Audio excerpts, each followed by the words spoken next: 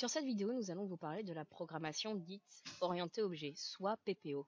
Pour cela, nous allons tout d'abord vous faire une brève définition des mots importants à comprendre avant de pouvoir vous faire un exemple sur quoi on va suivre après, c'est-à-dire un exemple de programmation orientée objet pour un programme pour vous montrer un petit peu comment on peut utiliser ce procédé.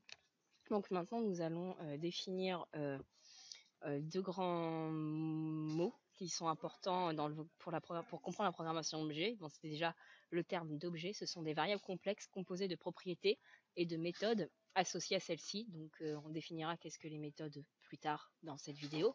Puis aussi, ce qui est important, c'est la notion de classe, qui sont des modèles pour créer des objets définis précédemment. Une classe, c'est une liste de propriétés et de méthodes qui comprendront tous les objets de celle-ci.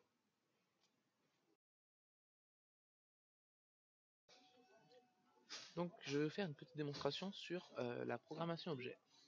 Donc nous allons voir qu'est-ce qu'un objet, comment on le construit et quelles sont les méthodes qui sont liées justement à ce type de programmation. Donc tout d'abord je vais commencer par vous montrer les différentes fonctions, comment le construire et tout, et ensuite je vous montrerai leur application. Tout d'abord on va sur la classe véhicule qui sera notre exemple. Donc nous définissons les propriétés qui va composer l'objet en les mettant bien en private, afin qu'il ne soit pas accessible en dehors de la classe, à part via des méthodes. Toutes les méthodes, dont le constructeur également, seront en public, afin qu'elles soient accessibles si vous créez un objet ailleurs. Donc par exemple là, on se retrouve dans le main, dans le tuto, avec un véhicule, vous voyez, on peut faire appel aux fonctions. Mais on ne peut pas appeler directement les propriétés. Voilà la différence entre private et public. Tout d'abord, le constructeur de votre objet. Donc, c'est un public et c'est juste le nom de votre classe. Pas besoin de mettre un type de retour. Ensuite, entre parenthèses, les paramètres que vous voulez passer.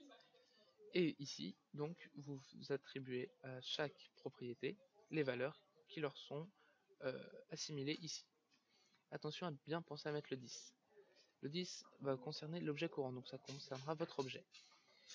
Cependant, ce n'est pas obligatoire, mais si jamais vous avez par exemple nos séries ici, ça vous permettra de faire la différenciation entre l'objet et la variable renseignée.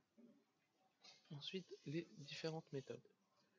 Les assesseurs, donc les get, plus parlant pour certains, et les mutateurs, les set. Alors, quelles sont les différences? L'assesseur, lui, va vous renvoyer juste la valeur de votre propriété.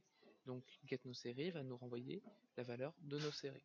Et ainsi de suite pour chacune des propriétés. Le mutateur, quant à lui, va muter, modifier votre propriété. C'est-à-dire que la valeur que vous passez ici en paramètre va prendre la place de celle qui était déjà enregistrée dans votre objet. Et comme on ne renvoie pas de résultat, on met bien un void avant. Et ici, pour l'assesseur, on met bien le type de la variable retournée. Donc in string pour nous. Donc ça, c'est les getSet, les mutateurs assesseurs. Pour les objets, ce sont les fonctions de base, les méthodes de base. Ensuite, vous avez d'autres méthodes qui peuvent être créées. Ce sont celles qui vont interagir, qui vont traiter vos données.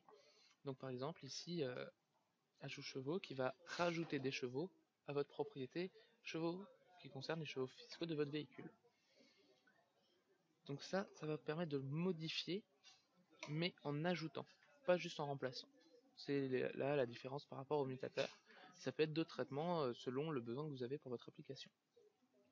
Ensuite, un objet, si vous lui faites un point toString, le message qui va s'afficher, ce sera le type de votre objet. Donc là, ce sera, si par exemple j'ai mon véhicule V1, si je fais V1.toString, on va me dire que c'est un véhicule.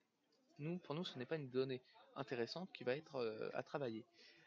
Donc, on fait un override du toString, comme je vous le montre ici, et on va retourner un message qui va comporter toutes les informations qui nous intéressent pour le véhicule. Donc on va vous faire une petite démonstration quand même. Donc voilà. Donc attention, si dans votre programme vous n'avez pas déclaré l'objet, il faut bien le créer dès le départ avant de faire des traitements, sinon cela va planter. Donc ici je crée mon véhicule. Ici, j'ai donc tous mes assesseurs, comme vous voyez, là par exemple j'ai 6 chevaux fiscaux. Si j'ajoute des chevaux fiscaux, on passe à 9.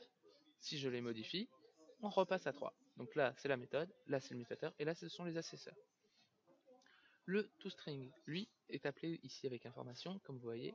Nous avons donc bien toutes les informations détaillées de notre véhicule. Donc voilà.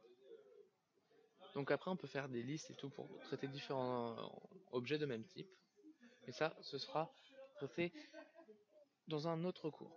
Donc ici, vraiment, ce sont les premières fonctions, les premières fonctionnalités pour de la programmation objet. Donc je vais juste vous montrer pour vous comment est appelé le constructeur. Donc vous voyez, initialisation, donc d'abord faire véhicule V1. Donc moi je l'ai déclaré là pour qu'il soit accessible dans tout le main. Sinon vous pouvez le déclarer juste pour là où vous en avez besoin.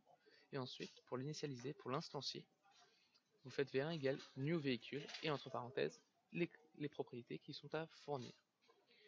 Donc voilà, c'était tout pour ce petit tutoriel sur la programmation objet.